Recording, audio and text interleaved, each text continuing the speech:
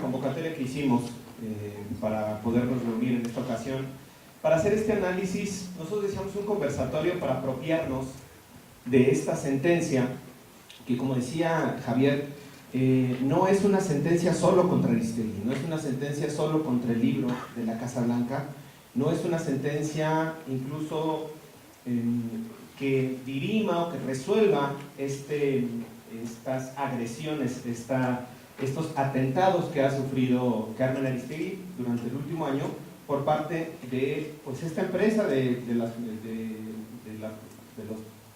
la familia Vargas, en donde, como decía Javier, se han entablado una serie de demandas, una serie de acoso en materia judicial, justo para desgastar el trabajo de la periodista, desgastar a su equipo, desgastarla en tiempo, desgastarla en términos económicos también.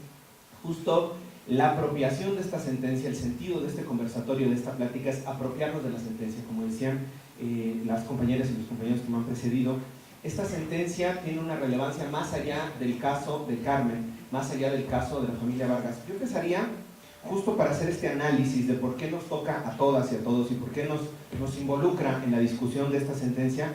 El noveno resolutivo de la sentencia, y a partir de ahí empezaré el contexto y la discusión, dice: noveno, en conclusión de todo lo anteriormente expuesto y fundado, se arriba a la conclusión que al haberse acreditado los elementos de la acción intentada en el presente juicio, deberá declararse a la codemandada María del Carmen Aristegui Flores que excedió su libertad de expresión y de información, causando un daño a los derechos de personalidad, honor y prestigio,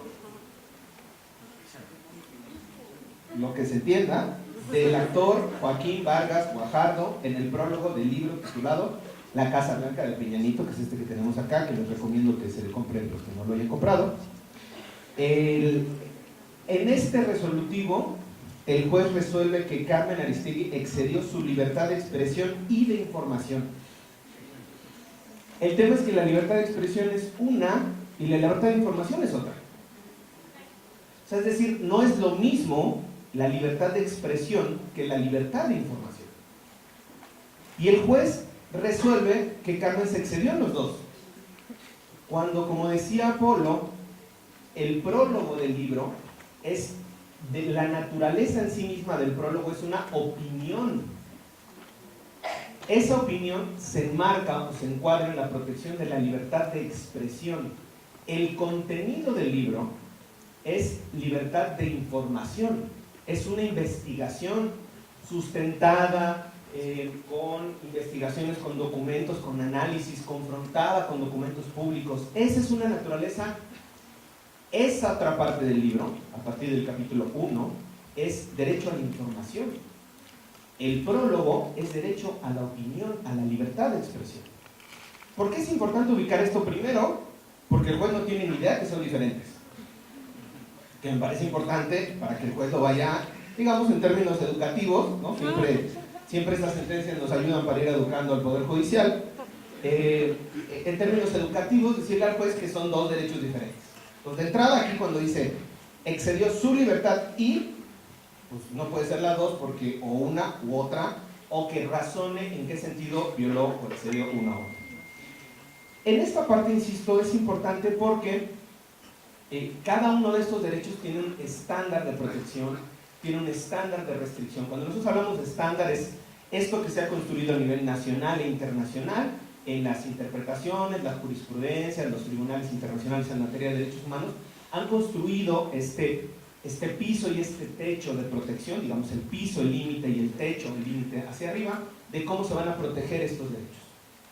En el caso del derecho a la información, que es una, se han establecido diversos estándares. Por ejemplo, algunos de los que comentaba Leopoldo, tiene que ver con que la información sea falsa, inexacta o imprecisa.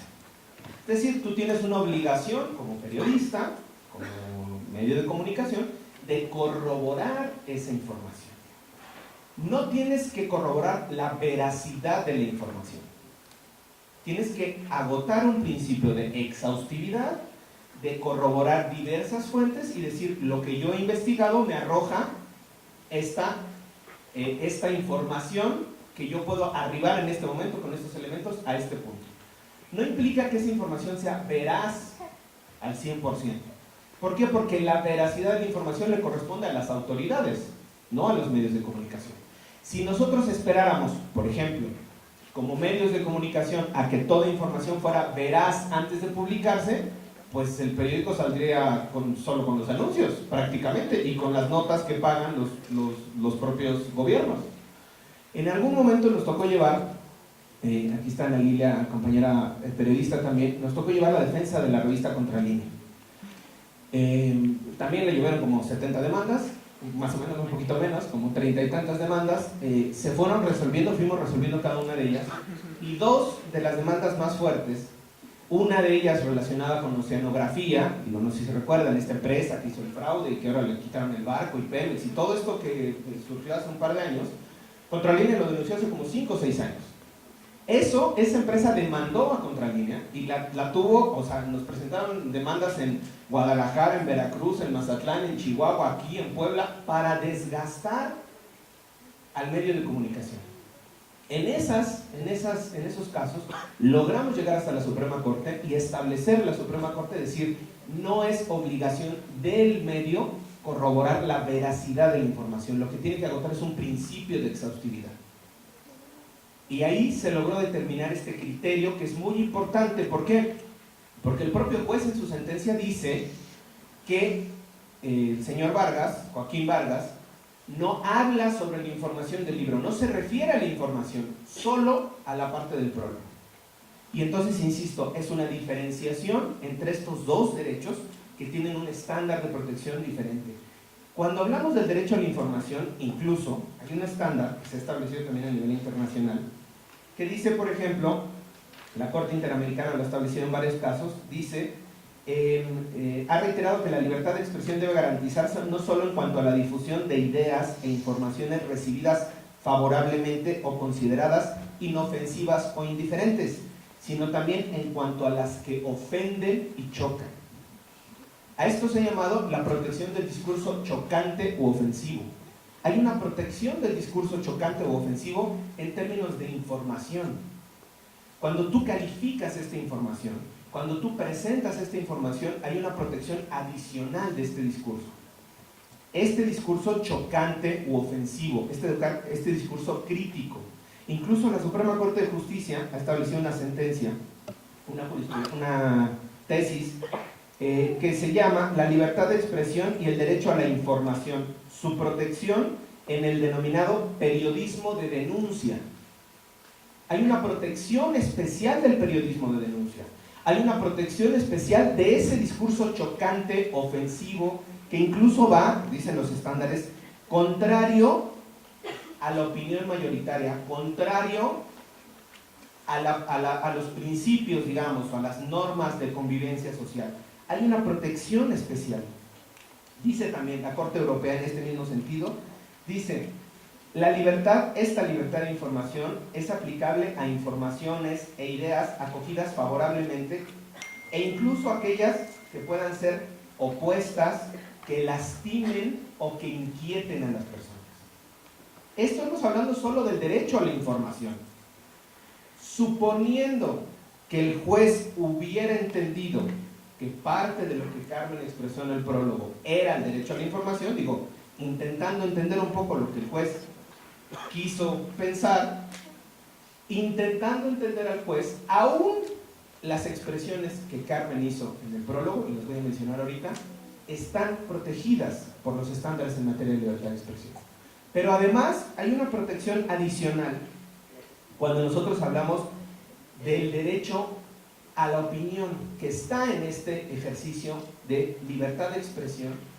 Hay una protección adicional en la libertad de opinión. Ya veíamos el derecho a la información, difundir información, que sea corroborada, que tenga un estándar, pero incluso que esa información esté corroborada o no, tenemos esta protección del discurso chocante, ofensivo, contrario, este discurso crítico, el periodismo de denuncia. Adicionalmente, en el derecho a la libertad de expresión, dentro de ese derecho está el derecho a la libertad de opinión. Y la libertad de opinión tiene una protección mayor que el derecho a la información. ¿Por qué? Porque si nosotros ahorita podemos decir, el auditorio en el foro estaba casi lleno. Eso es una información y puede estar sujeta a corroboración, con una fotografía, por ejemplo, con el listado de cuántas personas entraron. Pero si yo digo, en el auditorio la gente estaba atenta, es una percepción mía. ¿Por qué? Porque eso yo lo estoy viendo en este momento. No está sujeto a corroboración. Entonces, cuando hablamos de una opinión y de una información, el estándar es diferente. La protección es diferente. La opinión tiene mayor protección. ¿Por qué? Porque la opinión está ligada al pensamiento. Cuando Carmen decía, esta sentencia es un acto de censura a la libre expresión, yo añadiría que es un acto de censura al libre pensamiento. Porque incluso lo que Carmen pueda pensar del señor Vargas es su opinión de Carmen. Y ella tiene el derecho, por no decir groserías, de opinar lo que se le venga en gana del señor Vargas, y del señor Cortina, y del señor Maldonado, y del señor Peña. Como yo tengo el derecho de opinar lo que a mí se me antoje de la señora Aristegui y del señor Vargas. Eso tiene un margen, insisto, de protección adicional. Si no tuviera ese margen de protección adicional, no podríamos opinar de nadie, porque nuestra opinión, solo que fuera favorable, o que fuera una opinión muy bonita de las personas, podríamos expresarla. Entonces, esto está establecido otra vez en los estándares internacionales. Por ejemplo, el caso Hansai en Reino Unido del 76, digamos un poco para que vean que estamos desfasados en términos del Poder Judicial, poquito del Poder Judicial en México.